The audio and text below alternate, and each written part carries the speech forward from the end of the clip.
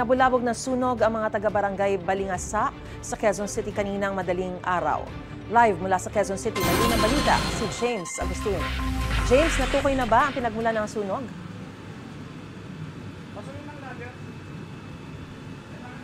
Marisa, yung inaalam pa ng Bureau of Fire Protection hanggang sa mga oras na ito at as of 5:15 a.m. ay dineklarang fire under control yung sunog na sumiklab sa isang residential area dito sa Barangay Balingasa.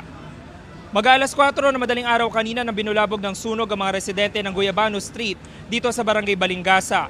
Mabilis na kumalat ang apoy sa magkakadikit na bahay. Itinaas ng Bureau of Fire Protection na ikalawang alarma. Nasa 16 na fire truck nila rumisponde, dagdag sa 14 na fire volunteer group. Ayon sa mga residente, nagising na lang sila na malaki na ang apoy, kaya mabilis silang lumikas. Ang ilang residente, iilang gamit at damit lang ang naisalba. Ang iba naman, walang nailigtas ni isang gamit. Noong una, nung paglabas namin sa taas, dumidigsa na yung apoy eh. Tapos malakas na rin yung usok. So, yun talaga, yun yung mangyayari. Kalat-kalat na talaga yun. Ginawa namin, lumabas na kami. Niligtas na lang namin sarili namin. Wala kaming gamit na nailigtas talaga. Totally zero kami talaga. Lumabas na kami kasi like materials, may tatakot kami baka umabot sa amin talaga yung apoy.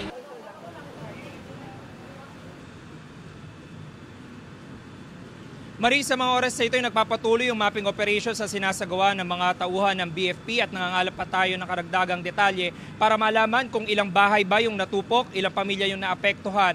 Pero meron tayong isang residente na naitala na kinailangan isugod sa ospital matapos magtamo ng second degree burn. Yan ang unang balita mula rito sa Quezon City. Ako po si James Agustin para sa GMA Integrated News. Gusto mo bang mauna sa mga balita? Mag-subscribe na sa GMA Integrated News sa YouTube at tumutok sa unang balita.